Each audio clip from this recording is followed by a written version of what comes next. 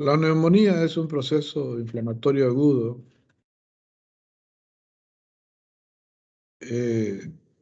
La bronquitis puede ser aguda, pero más propiamente es un proceso crónico. Y las bronquiectasias son un proceso crónico. Las neumonías comprometen al parénquima pulmonar, comprometen alveolos, bronquiolos, respiratorios, comprometen pleura muchas veces. Entonces es un proceso complejo. La bronquitis generalmente es un proceso de bronquios, que afecta a bronquios exclusivamente pequeños, moderados, gruesos. Y la bronquiectasia es un proceso que compromete bronquiolos respiratorios y porción proximal de saco alveolar.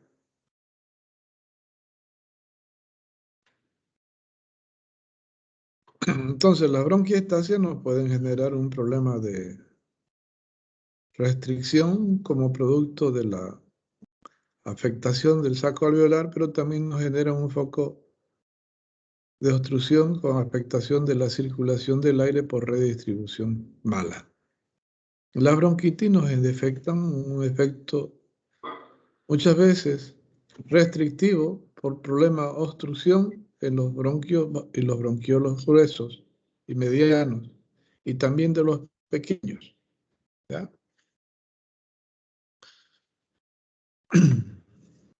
Bien. Volviendo al tema de neumonía, exclusivamente. Es un proceso inflamatorio que compromete alveolos, sacos alveolares, bronquiolos, produce condensación del parénquima pulmonar en la área afectada, compromete segmentos, lóbulos, puede ser uni o bilateral. Por lo tanto, nos afecta en el proceso de redistribución, difusión,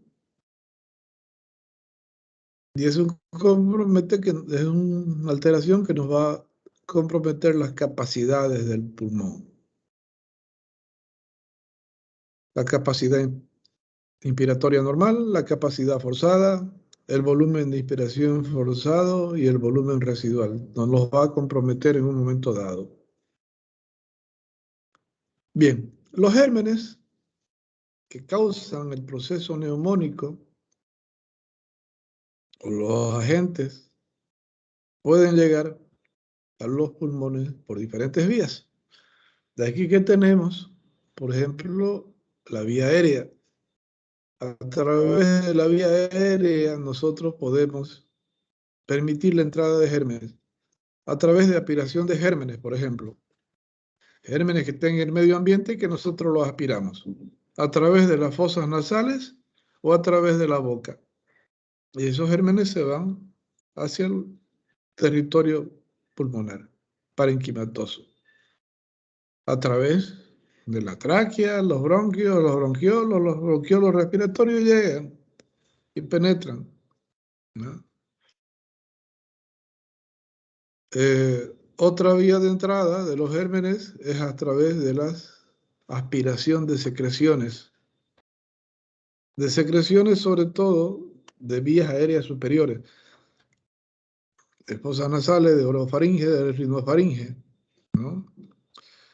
O de aspiraciones de los senos paranasales, frontales, ¿no? Y que pueden pasar hacia la vía respiratoria por ese efecto de la deglución o de la aspiración, perdón. Pueden llegar por vía sistémica, o sea, por vía sanguínea, a través de focos infecciosos a distancia o de focos vecinos, ¿no? Entonces, aprovechan la sangre para hacer circular los gérmenes. La otra manera de afectarse es por contacto directo, a través de maniobras instrumentales, cuando se hacen broncoscopía, se colocan sondas eh, para aspiración de secreción de los bronquios, o durante cirugías, por ejemplo, que se hace el mismo efecto. O puede ser por punciones accidentales o voluntarias. Funciones accidentales cuando hay maniobras instrumentales durante cirugías que muchas veces pueden penetrar hacia parénquima pulmonar. O voluntarias cuando se hacen maniobras que permiten la introducción de gérmenes a través de la caja torácica, por ejemplo, cuando hay asaltos y hay heridas punzocortantes. Otras veces pueden entrar en forma directa por continuidad a través de áreas vecinas, por ejemplo, focos infecciosos de mediastino, de, de abscesos de hígado, ¿ya? Que por vecindad pueden penetrar fácilmente hacia parénquima pulmonar. Así como la neumonía tiene factores que predisponen a que los pulmones se afecten,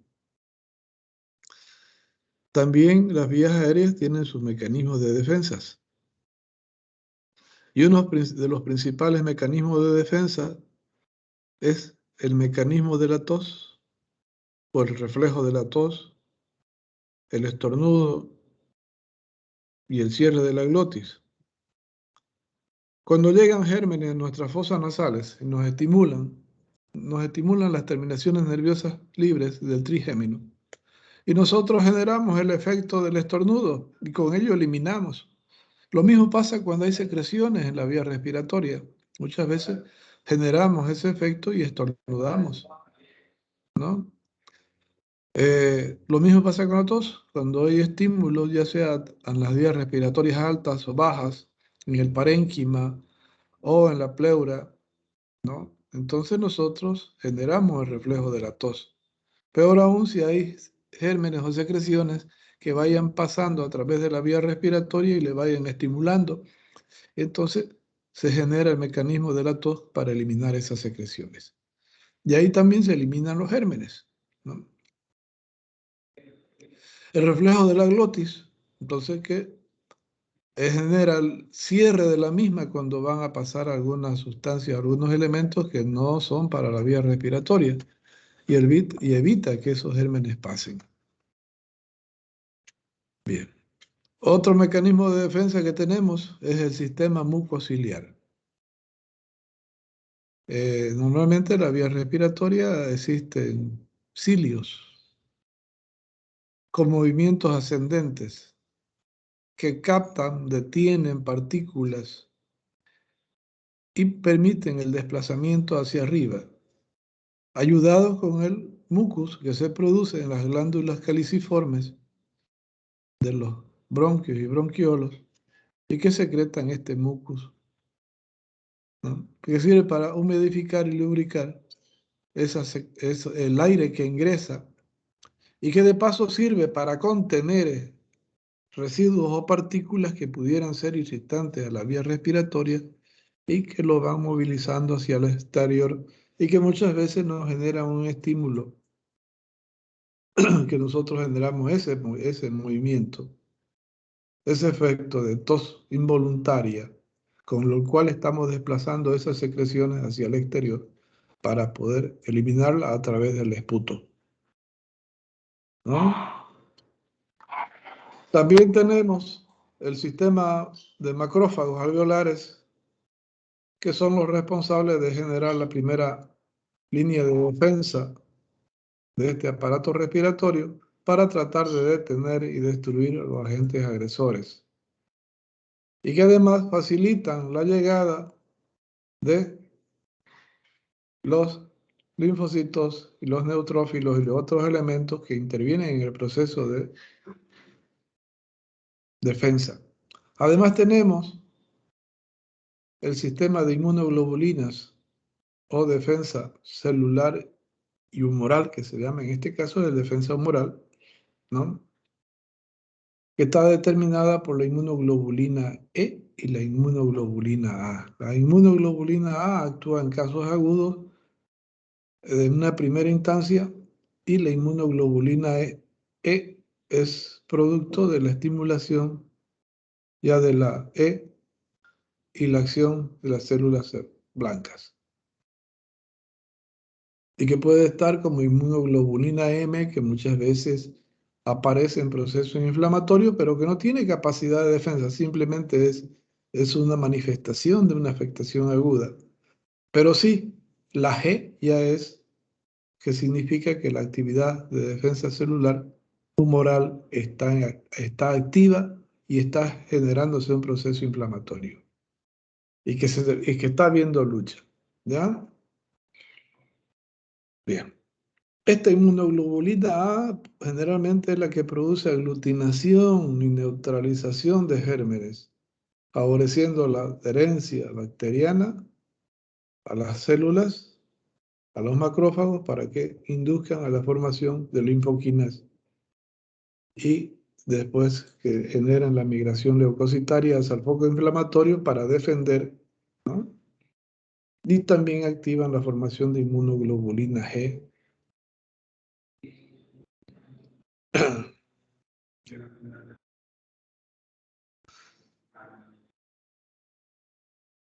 Cuando nuestro sistema de tos está abolido, está disminuido, cuando no sabemos toser, como en el caso de los niños, cuando no tenemos desarrollado el sistema mucociliar por la inmadurez del aparato respiratorio o por atrofias generadas a procesos infecciosos, cuando no tenemos activo nuestro sistema de defensa celular y humoral determinado por los macrófagos, inmunoglobulinas, los neutrófilos, asociado a inmunodeficiencias adquiridas o congénitas, entonces los gérmenes pues van a poder entrar y van a poder hacer su daño en las diferentes vías respiratorias, en diferentes partes del organismo, así como en las vías respiratorias. Y en este caso van a llegar hasta el parénquima del pulmón, generando una inflamación. Las neumonías pueden ser intrahospitalarias o pueden ser extrahospitalarias. Las intrahospitalarias son complicaciones muchas veces respiratorias que producen los pacientes debido al medio ambiente contaminado que existe en un hospital.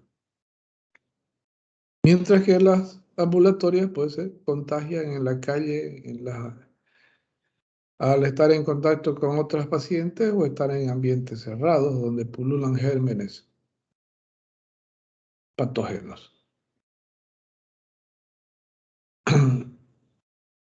Las intrahospitalarias generalmente están asociadas a una Klebsiella, una Pseudomonas, un Mycoplasma, ¿no? Un estafilococo dorado,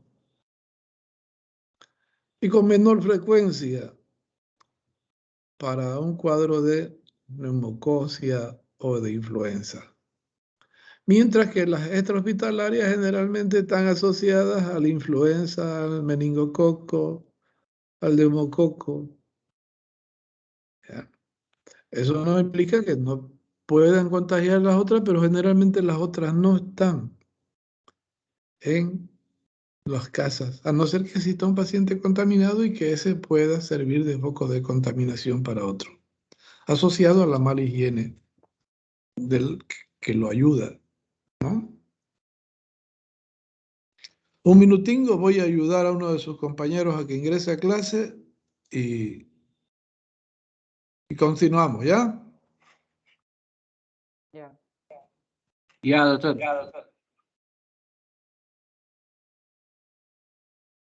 A ver.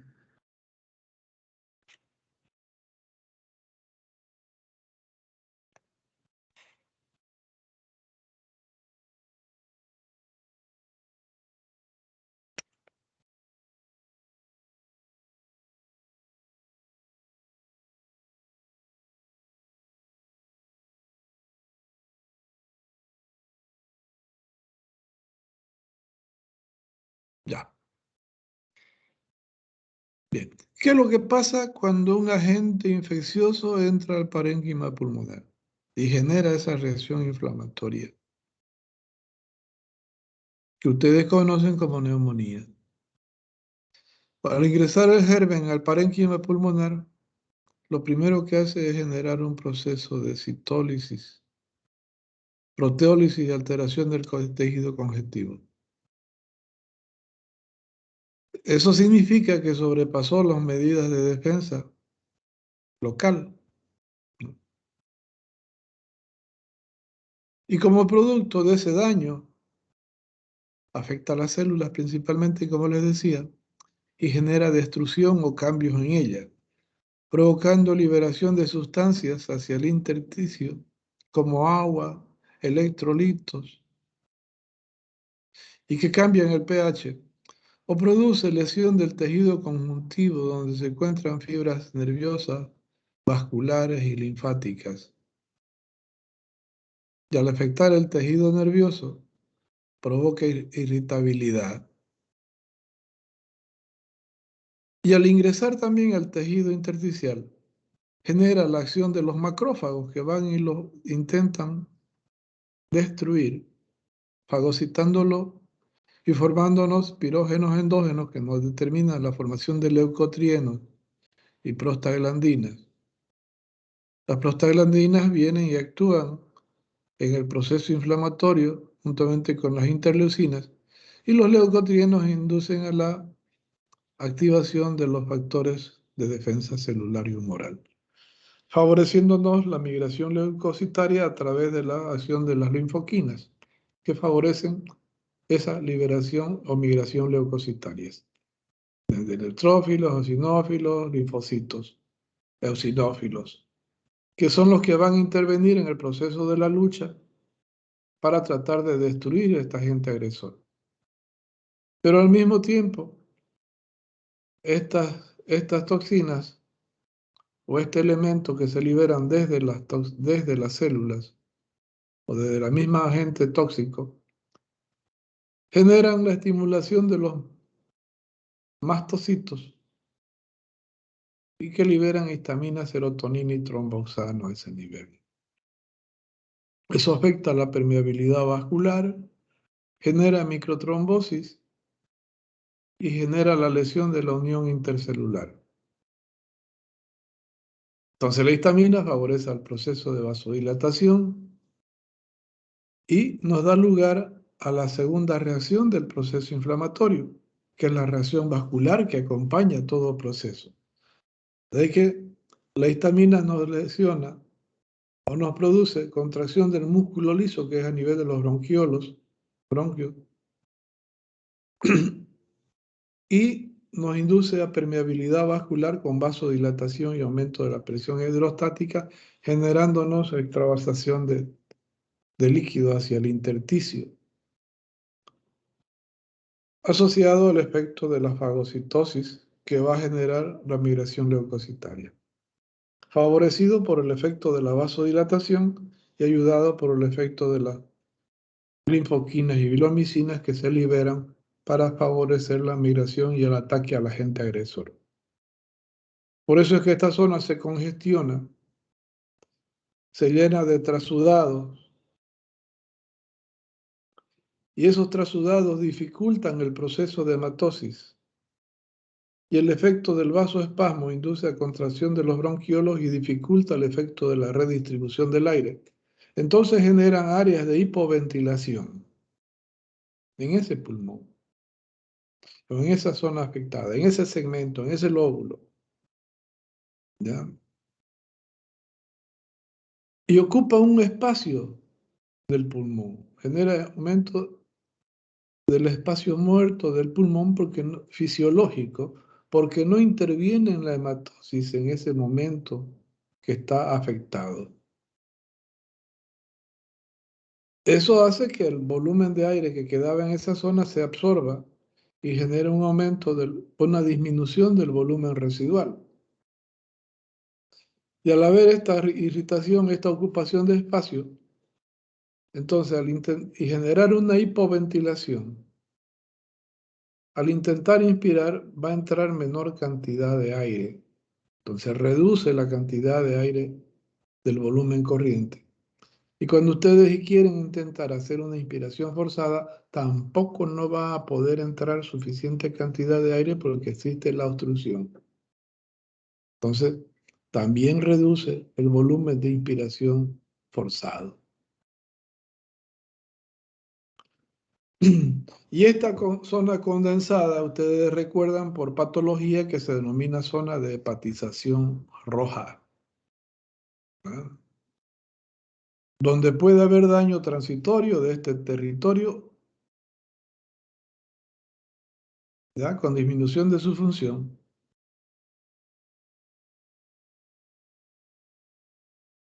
o que puede convertirse en un proceso que genere un absceso con pérdida de ese tejido y generarnos un aumento del espacio muerto y que muchas veces genera fibrosis cicatrizales después. Y que esas áreas que se necrosan muchas veces generan después como complicación áreas de enfisema localizado o que se resuelven generándonos esa área de atelectasia. Bien. Cuando existe ese proceso de vasodilatación, existe una vasodilatación de las arterias bronquiolares y a nivel del foco inflamatorio se producen cortocircuitos de derecha a izquierda asociado a la hipoventilación. Entonces ese paciente va a generar menor intercambio gaseoso y va a generar una hipoventilación. Y esa hipoventilación se manifiesta como por cianosis, una de las principales cosas. Y esa hipoventilación origina mecanismos de compensación para tratar de compensar esa área o ese segmento, ese sector que no está ventilando. Y hace que los espacios muertos fisiológicos normalmente empiecen a funcionar. Indistintamente a eso, se estimula los quimiorreceptores aórticos, carotídeos y pulmonares, producto de la falta de oxígeno que estimulan el sistema simpático vagal. Esta estimulación simpática genera estimulación del centro respiratorio y del centro cardiotónico. Y de ahí que generan aumento en la frecuencia respiratoria y cardíaca. Eso es lo que hace que produzca taquipnea y aumento en la frecuencia respiratoria, y algunas veces aumento en la frecuencia de la profundidad de la frecuencia respiratoria también. Porque se estimula el neumotáxico para que aumente la frecuencia respiratoria. Pero como muchas veces esas áreas del pulmón están irritadas, están contraídas, no permiten que se produzca el reflejo de Heering y Breuer, entonces las respiraciones se vuelven rápidas. O la pleura está retraída por el proceso o irritada por el proceso inflamatorio y no permite que el pulmón se desplace, entonces provoca irritación. Entonces, por eso es que hay disminución del volumen corriente y del volumen de inspiración forzado. Y que además, esa irritación de la pleura, cuando se produce un efecto, produce dolor en punta de costado, característico, principalmente a nivel de la zona costodiafragmática, es la más afectada. Eso no significa que no pueda existir en otra parte, pero por acción de la gravedad, siempre el líquido se va hacia esa zona de la pleura y es lo donde provoca la irritación y el dolor. Si no existiera irritación de la pleura, esos pacientes pueden presentar tiraje como producto del efecto de la estimulación del neumotáxico sobre los músculos respiratorios para que aumenten su fuerza de contracción. Entonces puede haber tiraje para que pueda pasar el aire con mayor presión a través de esas zonas condensadas y estrechas, y que puede haber difusión para compensar el problema de la hipoventilación y la hipoxia.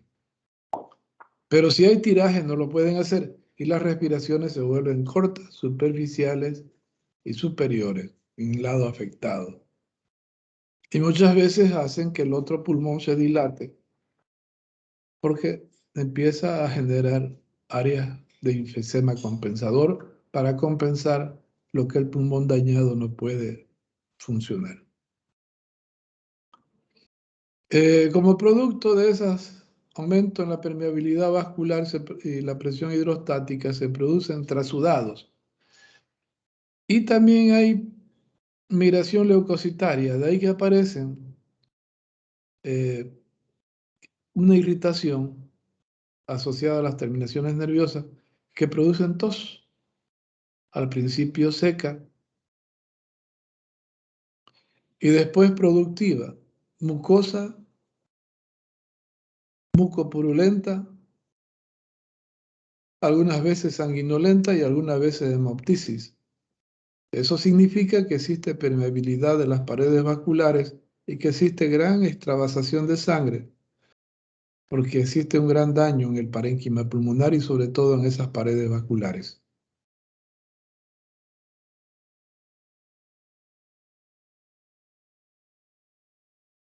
Eh, Pueden existir sibilancias como producto del espasmo bronquiolar que se produce.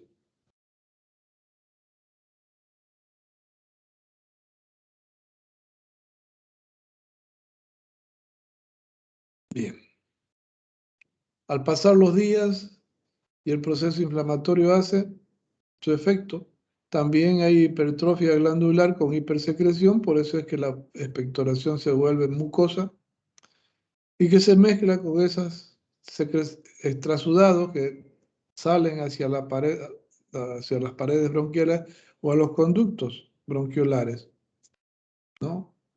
Por eso es que la expectoración se va volviendo más fluida. O puede salir sangre, también como les decía, que hace que la expectoración nos vuelva a rojiza. Y producto de esa salida de sangre, ya les hablaba, le mencionaba la clase pasada, que la hemoglobina, perdón, que los glóbulos rojos se hemolizan y la hemoglobina y el hierro se dispersan. Y ese hierro va a pigmentar a esas secreciones que tienen y determina esa expectoración típica que se denomina expectoración herrumbrosa de hierro, herrumbre, de ahí viene su nombre, ¿no? Aunque a veces también pueden haber hemoptisis francas.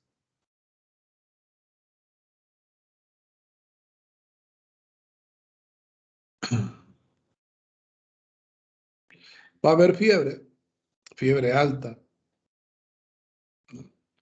con sudoración profusa como mecanismo de compensación por el efecto parasimpático. Esa fiebre alta es producto de la acción de los mediadores químicos y del factor estimulante o que desencadena la inflamación por su fracción lipídica alfa, que es la que se encarga de estimular al centro termorregulador para provocar fiebre. Y la fiebre y la sudoración facilitan la deshidratación de estos pacientes. Estos pacientes, en mayor o en menor proporción, van a generar cierto grado de hipoxemia y, en algunos casos, pueden generar insuficiencia respiratoria, generándonos acidosis respiratoria. Y esa hipoxemia que induce a estimulación de los vasoreceptores induce a contracción vascular asociada a esa deshidratación que también estimula los vasoreceptores y aumenta la resistencia vascular periférica y de la arteria pulmonar.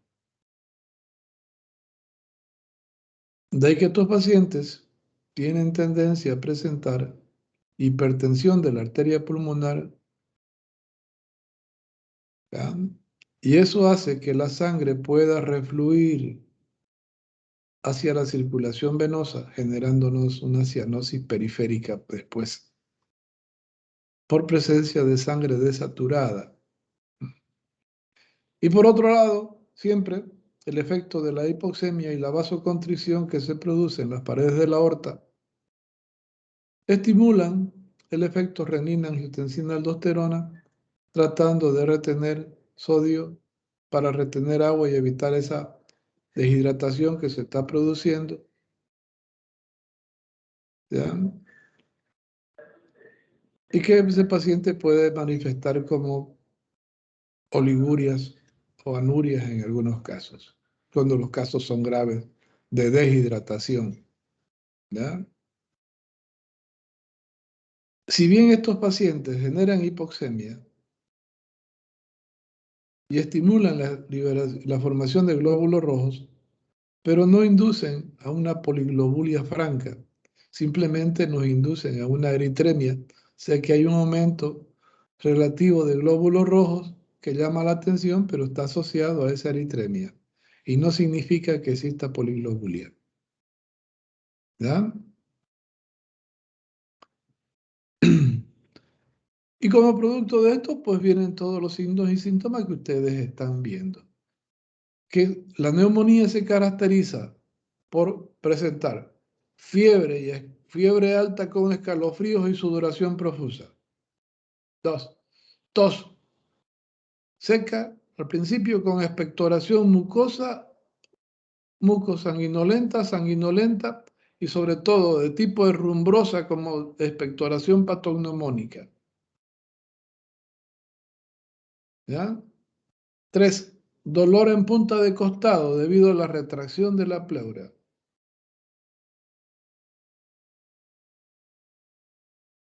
Aparte de la taquipnea y la taquicardia. La taquicardia genera palpitaciones que ustedes conocen cómo se percibe, ¿ya? Independientemente a eso, pues va a generar la presencia de crepitaciones, producto de la presencia de secreciones en las vías afectadas, ¿no? Va a generar disminución del murmullo vesicular en la zona afectada, porque es una zona que no interviene en el proceso de hematosis, y lo mismo que las vibraciones vocales. Puede provocar un soplo a nivel de la zona comprometida,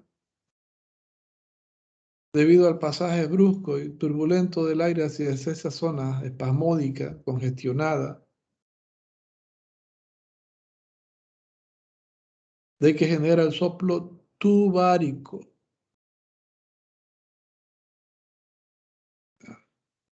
Puede originar matidez o submatidez como presencia de los trasudados que se forman en el intersticio, ¿ya? Y que comprometen muchas veces la pleura, ¿ya? Y que son los que generan la matidez por la presencia de agua o de sangre.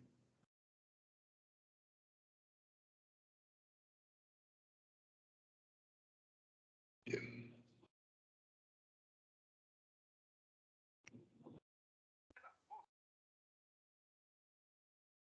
¿Alguna pregunta, jóvenes? Doutor, cianoses também, não vê? En la medida de la desaturación de la hemoglobina, hay cianosis. Ah, é.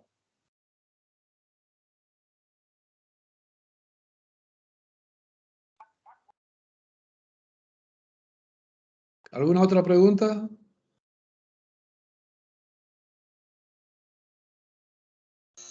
Una neumonía infecciosa, doctor, ¿qué daño puede causar a una persona embarazada? Los mismos daños. que le causa a cualquier persona, pero va a repercutir sobre el niño, ¿no? Que va a generar una hipoxia, tomando en cuenta de que existe una redistribución de flujo en la mujer embarazada, y al generar hipoxemia en la mujer también va a generar hipoxia en el embarazo, de que puede generar una amenaza de parto prematuro o una muerte intrauterina por hipoxia. Uy, entonces grave también la afecta para el feto. Claro que sí, si la neumonía es grave, pues también el feto va a tener repercusiones. Ya, doctor, muchas gracias. Todo está asociado a la hipoxia, ya por la hipoventilación. Ustedes saben que la hipoxia causa daños en todos los tejidos. Y eso es lo que genera la debilidad muscular. Porque induce a lipólisis y proteólisis, induce a producción de ácido láctico, dependiendo del caso. Pero en todos los casos de hipoxia hay debilidad muscular. Por eso es que las personas se cansan, se agitan, no tienen fuerza. Yo creo que también afecta más a las personas mayores con más gravedad, ¿no? La hipoxia. Vuelvo a insistir, depende del grado de lesión. Siempre va a depender del grado. Del grado de lesión. Ya, doctor. El foco neumónico es pequeño, pues no será muy grande las manifestaciones, pero sí va a generar, ¿ya? Pero si el foco es grande, va a generar mayor daño y mayor compromiso cardíaco y circulatorio.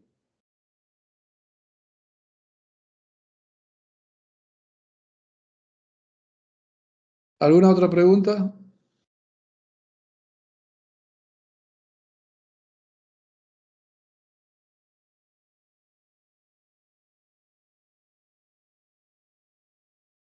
¿Ninguna? Bueno, el diagnóstico a través de la clínica, pues el antecedente de ese paciente, que puede estar en su casa o puede estar en un hospital y se puede contagiar. Y que presente de forma brusca fiebre alta con sudoración, tos, dolor en punta de costado, disnea asociado a cianosis o no, con expectoración herrumbrosa sobre todo, aunque algunas veces, como le decía, inicia con tos seca si usted lo pilla al principio y que después a pasar las horas va empezando a haber secreciones producto de la presencia de trasudados o la hiperfunción de las glándulas mucosas del aparato respiratorio. Y que puede ser rosado o rojizo, o de ese color ladrillo, o que puede ser sangre brusca, espumosa y rutilante, como producto de la permeabilidad vascular. ¿Ya?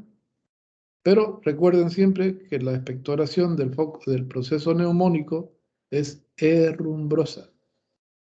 ¿Ya?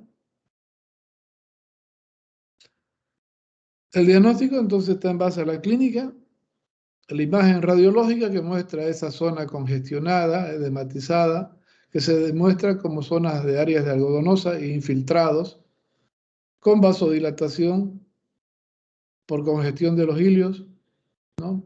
Y con presencia de líquido en el espacio pleural muchas veces. El tratamiento va a depender de la causa, pero generalmente se utilizan antibióticos de amplio espectro. Antibióticos, antiinflamatorios o antitérmicos, ¿no? Y reposo, y algunas veces oxígeno en de diferentes modos de utilización. ¿Alguna pregunta? Doutor, como nós outros poderemos medir o grado de obstrução de aire? Usted lo puede medir a través de una gasometría, eso.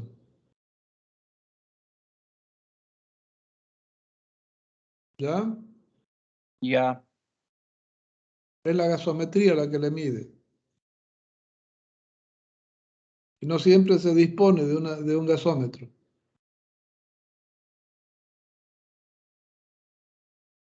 ¿Alguna otra pregunta?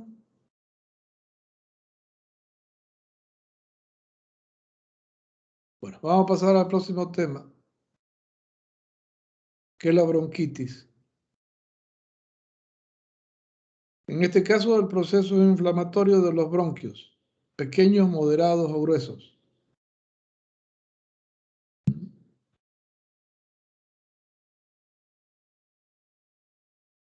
Principalmente de los bronquios pequeños. Empieza por los pequeños o medianos y se va volviendo generalizado.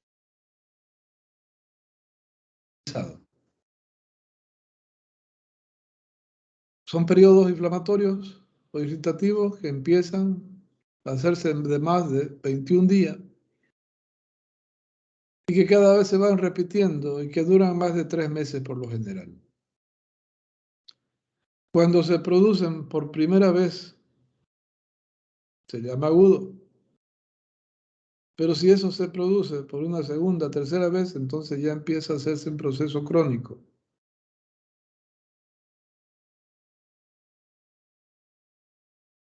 Y como la tos dura bastante tiempo, es seca muchas veces, o a veces productiva, con una producción mucosa, blanquecina, amarillo verdosa, negruzca, algunas veces, otras veces rojiza, dependiendo del grado de lesión que pudiera haber en esa pared bronquial. Entonces muchas veces se la tiene que diferenciar de la tuberculosis pulmonar, que también genera una tos con producción mucopurulenta y que dura más de 3 meses. Bien, las bronquitis pueden tener una forma simple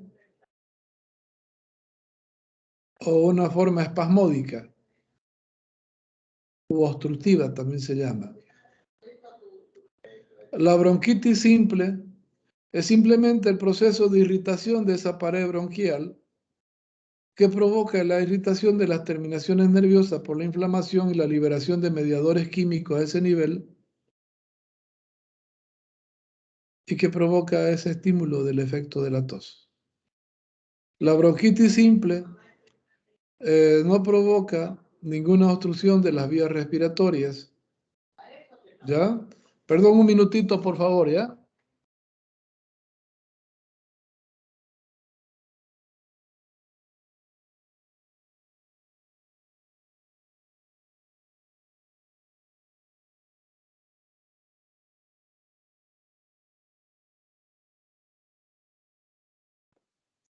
Perdón, jóvenes. Entonces les decía que la bronquitis simple no produce obstrucción, simplemente la irritabilidad que genera la tos. Tos, tos, tos, tos. Seca o productiva. Mucosa, generalmente. Porque se produce una hipersecreción y una hipertrofia de las glándulas mucosas caliciformes en ese aparato respiratorio. Y esa tos es de predominio matutino generalmente, porque el paciente durante la noche, o nosotros en condiciones normales, durante la noche generamos trasudados en las paredes bronquialares.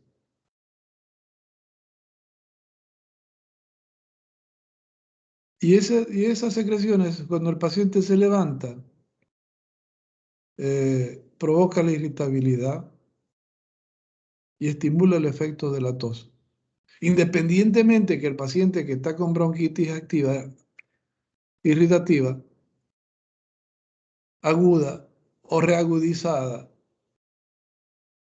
o crónica activa, tiene permanentemente el efecto del estímulo y está tosiendo permanentemente y es una tos molestosa, ¿no?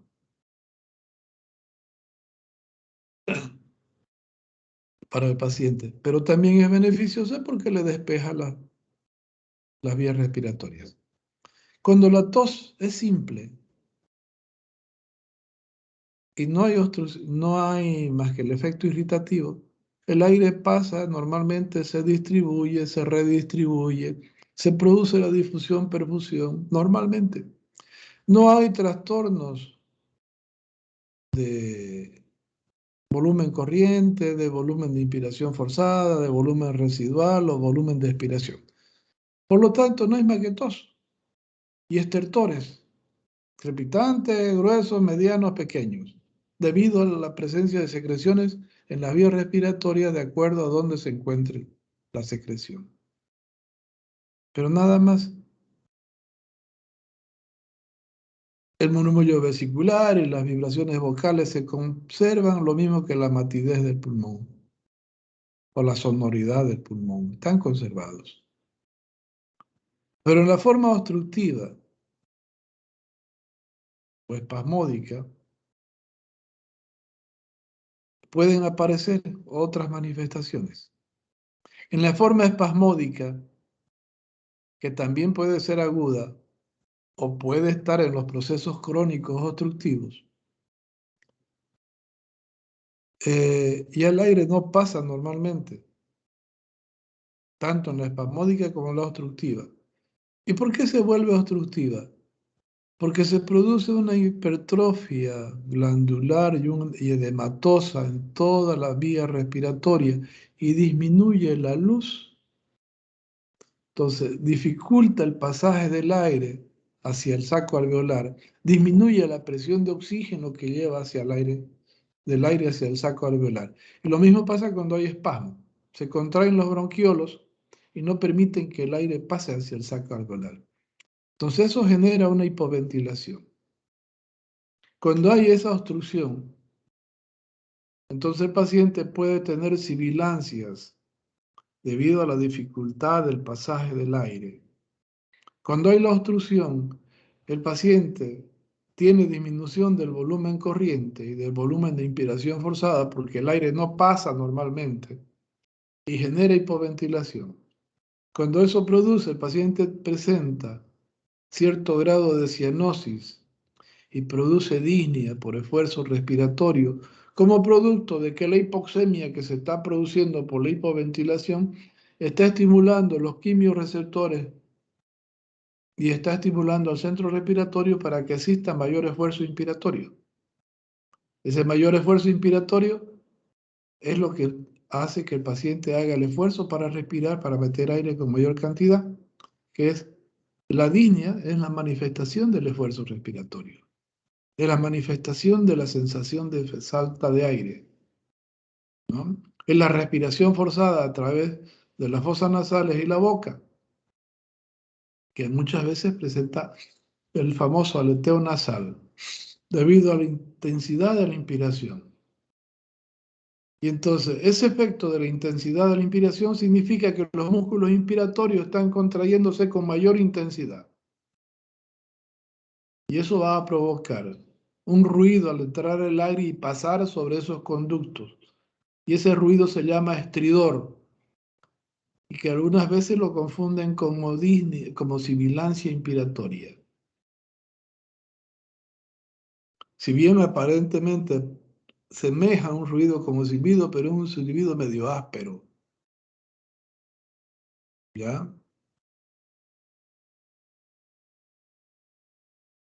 Y ese paciente va a generar tiraje producto de esa contracción de los músculos inspiratorios, tanto en la espasmódica o la obstructiva.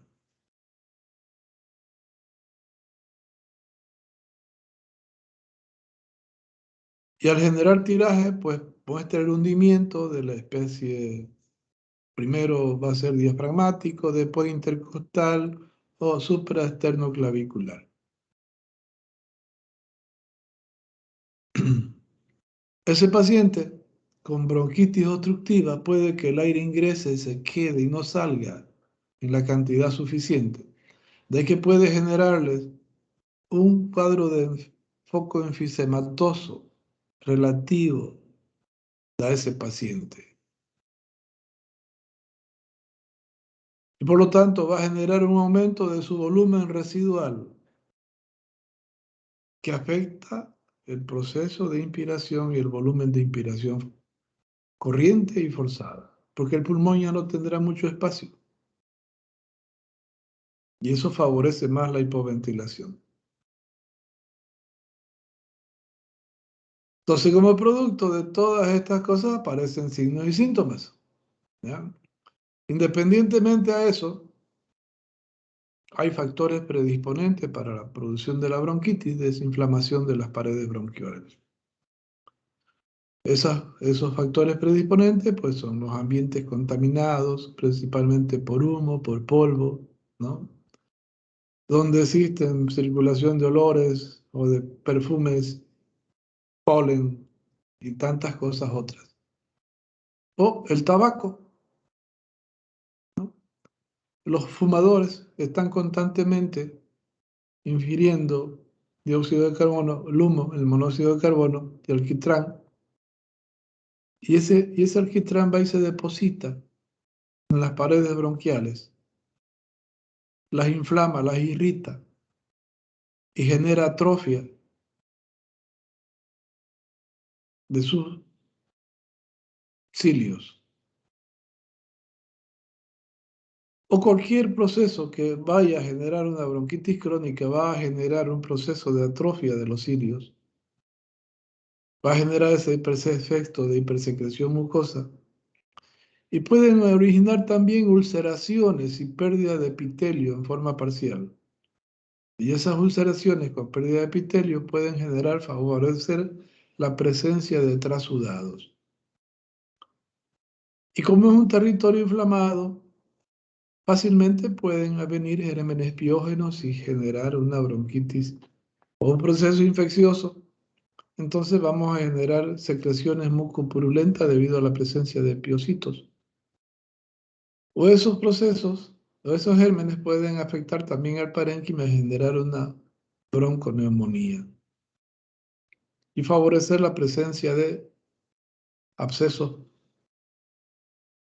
pulmonares o abscesos eh, bronquiolares y que cuando se vuelven crónicos muchas veces generan el cuadro posterior que vamos a ver que son los bronquiectasias. ¿Ya? Bien, también aparte de lo que le he nombrado, las infecciones a repetición en la infancia, debido a los procesos, a los diferentes factores que están afectando o que afectaban y que se pueden prevenir con vacuna, como eh, el sarampión, la varicela, eh, la tosferina. Entonces son factores que también contribuyen a afectar la vía respiratoria y predisponer a un cuadro de bronquitis, a un cuadro de enfisema, a un cuadro de bronquiectasia, a un cuadro de enfisema pulmonar.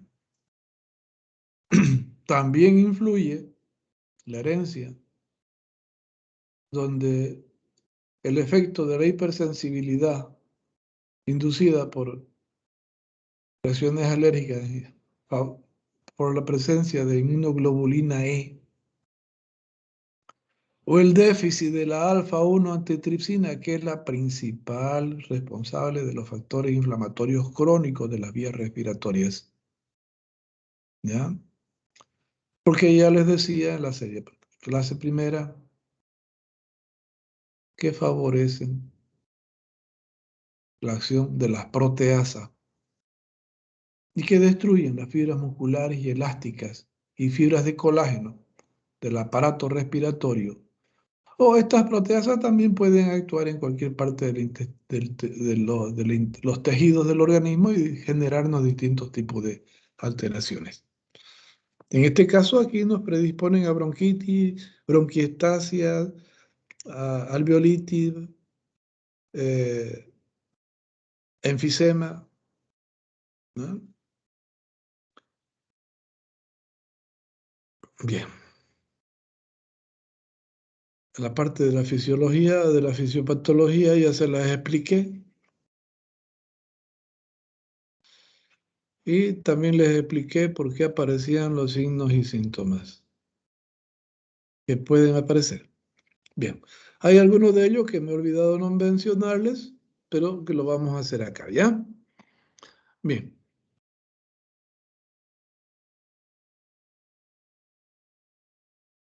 Por ejemplo, no les mencioné la presencia de roncus. Los roncos son vibraciones de las paredes bronquiales que se producen sobre todo a la salida del aire, cuando el paciente genera la tos. Por eso es que aparece esa tos áspera, ronca. Y algunas veces le dicen a uno que tiene tos de tipo perruna, ¿no? Entonces eso es producto de esa irritabilidad. Entonces es un ruido de expiración, distinto al estridor, que es de inspiración y que muchas veces lo confunden con una sibilancia. Vuelvo a repetir eso, ¿ya? El aspecto de la poliglobulia. Bien. Todo proceso inflamatorio, todo proceso crónico que genere hipoxia por hipoxemia, llámese de tipo respiratoria, sanguínea, vascular, cardíaca, celular o intersticial, genera poliglobulia. Como mecanismo de compensación, ¿ya? ¿Por qué? Porque la hipoxia genera vasoconstricción y mala perfusión de órganos y tejidos, y principalmente afecta al riñón. Y el riñón libera eritropoyetina al mismo tiempo que libera renina y angiotensina. La renina, y que favorece la formación de angiotensina. Entonces, esta eritropoyetina estimula la médula ósea de los huesos planos largos y estimula la formación de esa poliglobulia. ¿Con qué objeto? De captar mayor cantidad de glóbulos rojos. De producir mayor cantidad de glóbulos rojos y captar mayor cantidad de oxígeno para satisfacer las demandas del organismo y evitar los efectos de la hipoxia. Pero esta poliglobulia tiene un efecto contrario. Nos induce a generar resistencia vascular y aumentar la presión diastólica. Y simultáneamente, como les decía, se libera renina, se forma angiotensina y se estimula la liberación de aldosterona. Y eso implica la retención de agua, aumentando el volumen y la presión hidrostática, producto de la acción de la hormona antidiurética que reabsorbe agua a nivel de los riñones. Por eso es que hay oliguria algunas veces en estos pacientes. Y estos pacientes generan una sobrecarga del torrente vascular que induce a mayor trabajo de la musculatura cardíaca, generándonos esa hipertensión cardíaca o hipertensión arterial y a veces insuficiencia cardíaca, o generándonos una hipertensión de la arteria pulmonar con dilatación y hipertrofia del lado derecho del corazón. Y en el lado venoso nos genera una presencia de líquido aumentado que muchas veces se manifiesta con edemas periféricos. ¿Ya? Bien. ¿Alguna pregunta hasta ahí, jóvenes?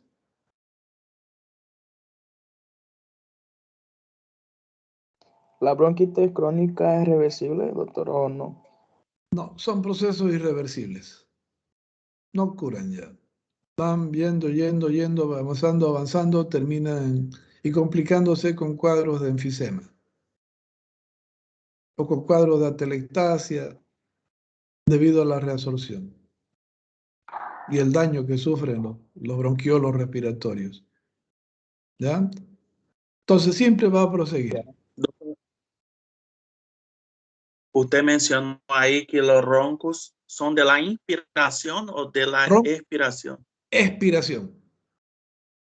Allá, de la salida. Gracias. Sí.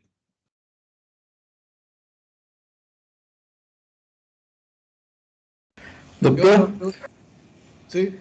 ¿tiene algún punto específico para escuchar el sibilo de estertores en el pulmón? No. Todo proceso que existe espasmo bronquiolar va a haber sibilos.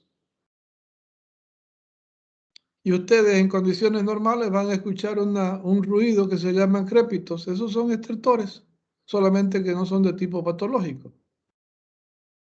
No están aumentados. No se los van a encontrar más que en las bases principalmente o en los espacios funcionantes. Pero no van a encontrar gruesos ni moderados. A no ser que exista un proceso inflamatorio que induzca hipersecreción. ¿Ya? ¿Qué otra pregunta, jóvenes? Doctor, pero ni todas las veces que, o sea, la bronquitis bien tratada no significa que va a llegar a un enfisema, ¿no? No, por supuesto que no. Un paciente bien controlado no va a llegar a un enfisema, ¿no?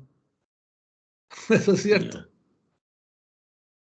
Pero ese paciente va a generar los efectos a medida que vaya pasando el tiempo, porque es un proceso progresivo, ¿ya? Y va a llegar un momento en que hace insuficiencia cardiorrespiratoria.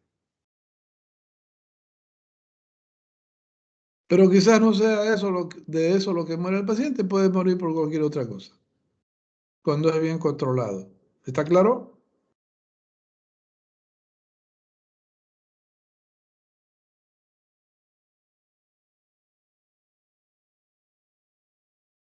¿Alguna otra pregunta, jóvenes? Doutor, quanto las bronquiolites? No, la bronquiolitis lo tratamos en clase. Bueno, dígame la pregunta. Mas era esto. Habla sobre Dígame, un poco la las bronquiolitis bronquiolitis. es un proceso del bronquiolo respiratorio. Ahí hay espasmo, obstrucción, edema. ¿Ya? ¿Qué quería saber de la bronquiolitis, Sirio? Que mi hijo teve bronquiolitis y pasó muy mal y quería entender un poco más sobre ella. Lamentablemente no me puedo explayar aquí. Tendría que Ya. hacérselo en clase práctica. Pero ahí está el tema de bronquiolitis en la plataforma, en archivo. Puede leerlo también. ¿Ya? Pero Ya, hay gracias. cosas que no están claras ahí. ¿Sí? Sí. Ok. Lo vemos en práctica, Sirio. Allá la Ya, clase. doutor, gracias. ¿Qué otra pregunta, jóvenes?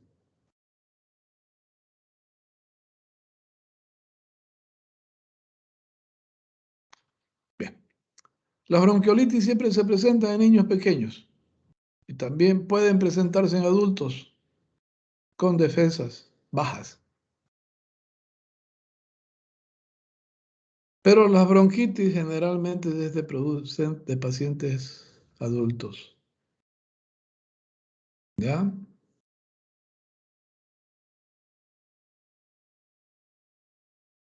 Bien.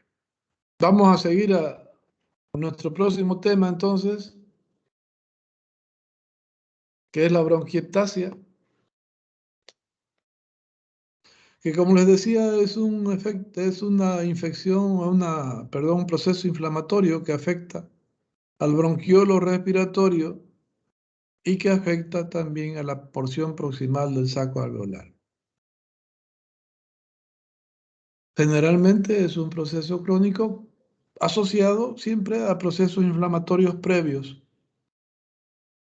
de la vía bronquiolar, asociado a bronquitis crónica principalmente. ¿Ya? Entonces, este territorio bronquiolo alveolar sufre una lesión inflamatoria progresiva con necrosis y destrucción de sus tejidos y reemplazo por tejido fibroso.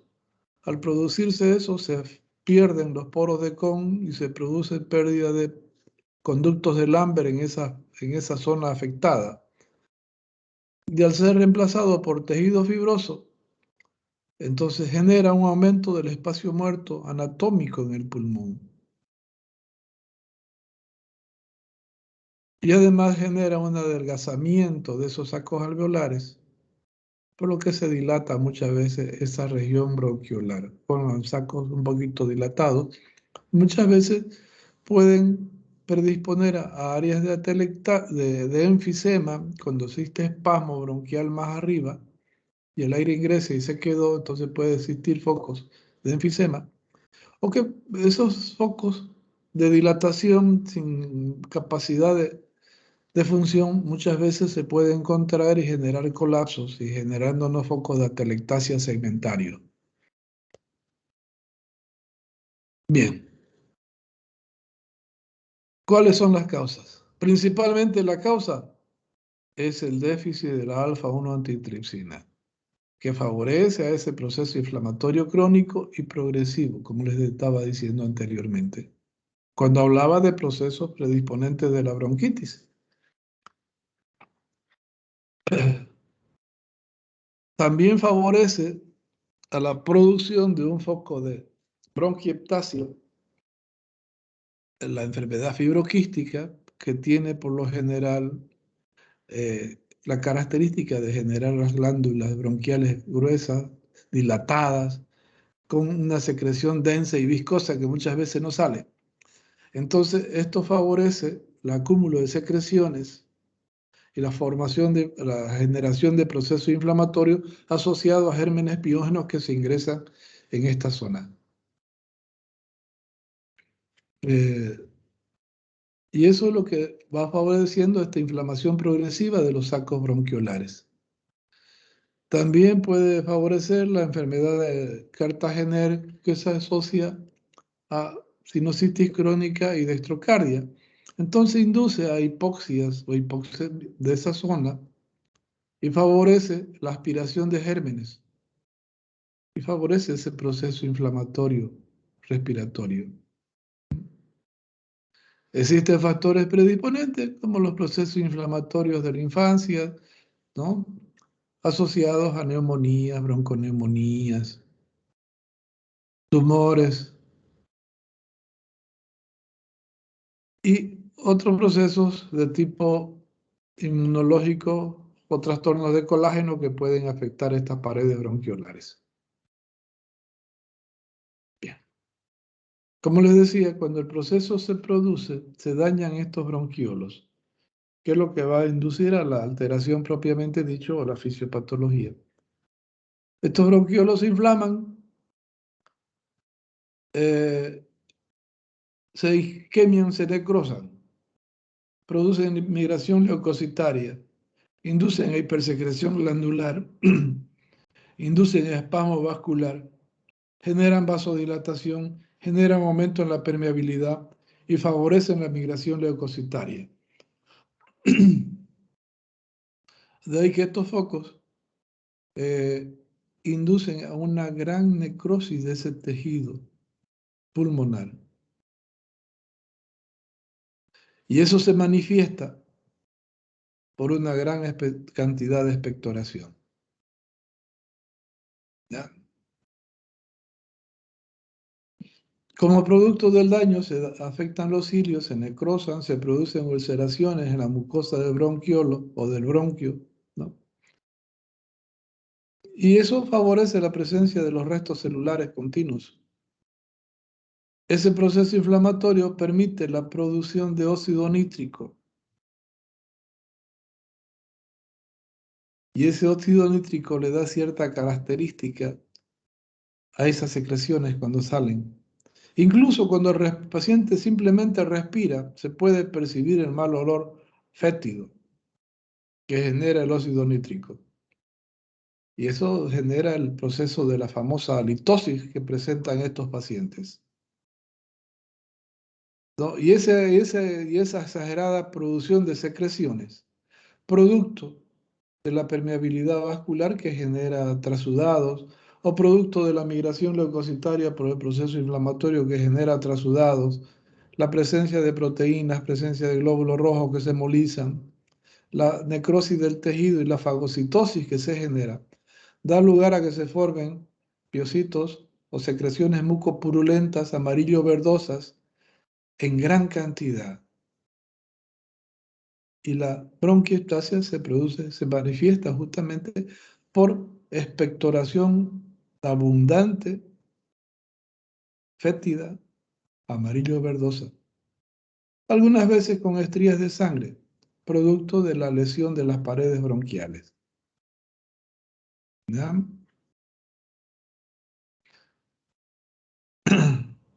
Cuando las secreciones obstruyen el conducto asociado al espasmo, generan periodos de disnea y de cianosis, producto de la hipoventilación que se produce en el paciente.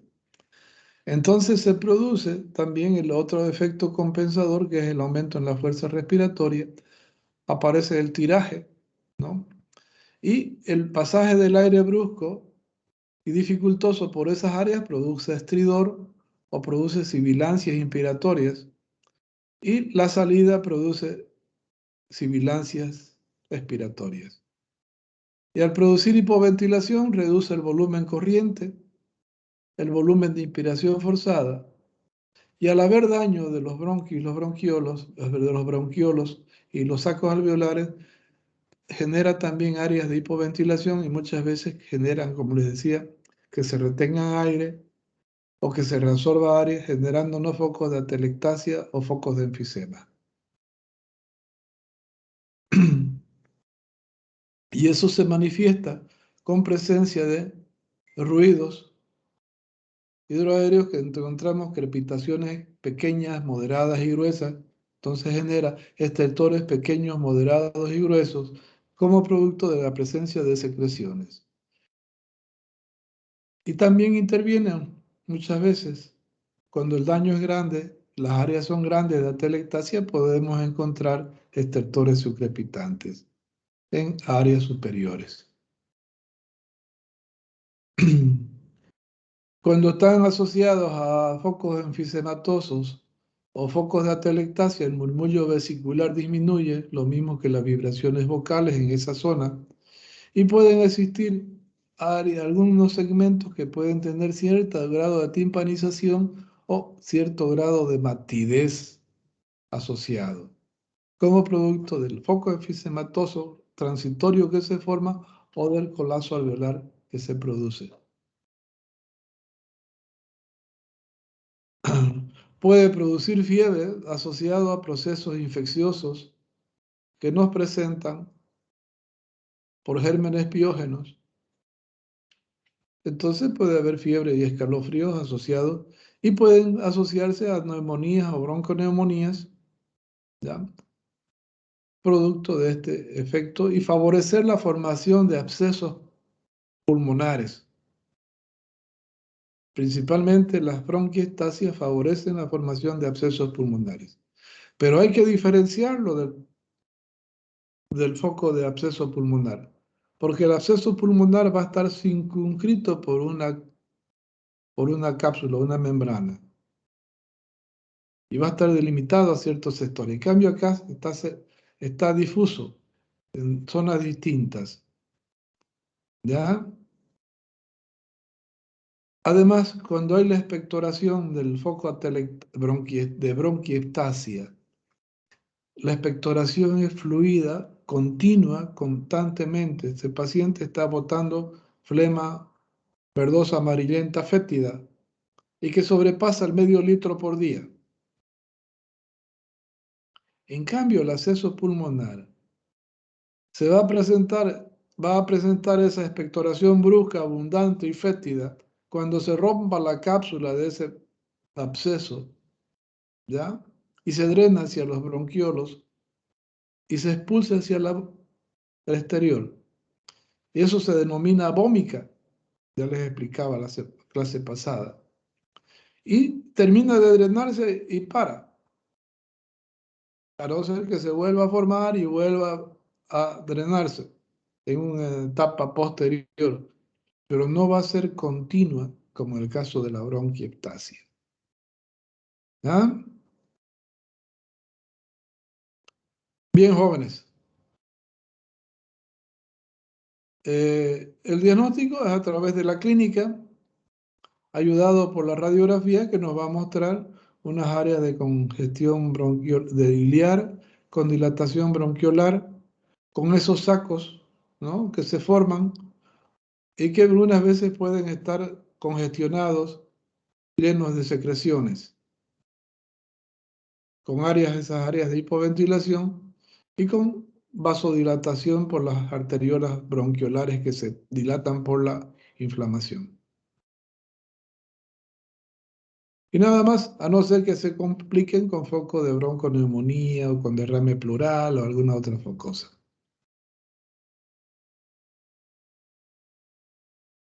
Tratamiento, antibióticos, fluidificantes, inhibidores inmunológicos para evitar el efecto del factor desencadenante y estimulante de la necrosis, o para evitar que las secreciones se queden, obstruyan y generen esa hipoventilación. Y antibióticos para evitar la acción cuando exista fiebre, para evitar el efecto de los gérmenes piógenos y que vaya a complicar más la vida del paciente. Puede complicar, como le decía, una neumonía, una bronconeumonía, generar áreas de enfisema, generar áreas de telectasia. Puede favorecer mucho la formación de la tuberculosis pulmonar. Preguntas, jóvenes.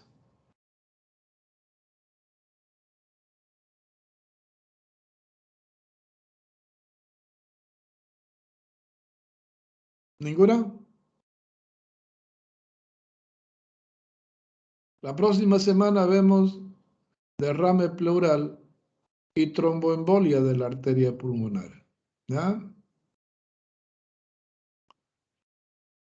Y los invito, jóvenes, a que se presenten en las clases de práctica.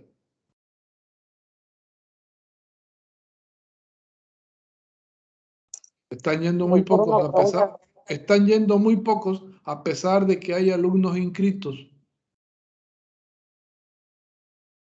¿Ya? Y no quiero que se perjudiquen. Dígame, Alvis. Doctor, disculpe, las clases prácticas, yo me inscribí ayer y las clases prácticas es a las 5:10, pero es en el bloque 8, no sé exactamente. Ahí están las clases prácticas del bloque 8. En el aula 305. Ya, y bueno, hay que ir con todas las medidas de seguridad, como siempre, ¿no? Bueno, como están siempre, diciendo ahora. como siempre no. hay que cuidarse como siempre. Ok, gracias. Las clases teóricas son a través de la plataforma, pero las clases prácticas son a través de la presencia. Son presenciales. ¿Ya? No hay otra manera. Doctor. Muy bien, jóvenes. Que tengan buen fin de semana. Muchas gracias. Nos vemos en clase la próxima semana. Que les vaya bien. Gracias, doctor. Gracias, Luego, doctor. doctor. Hasta luego, doctor. Que les vaya bien, jóvenes. Chao, doctor, gracias. Tengan buen día. Gracias, doctor. Buenas tardes. Que les vaya bien. Gracias, doctor. Hasta luego, jóvenes. Chao, chao, doctor. Hasta luego, jóvenes.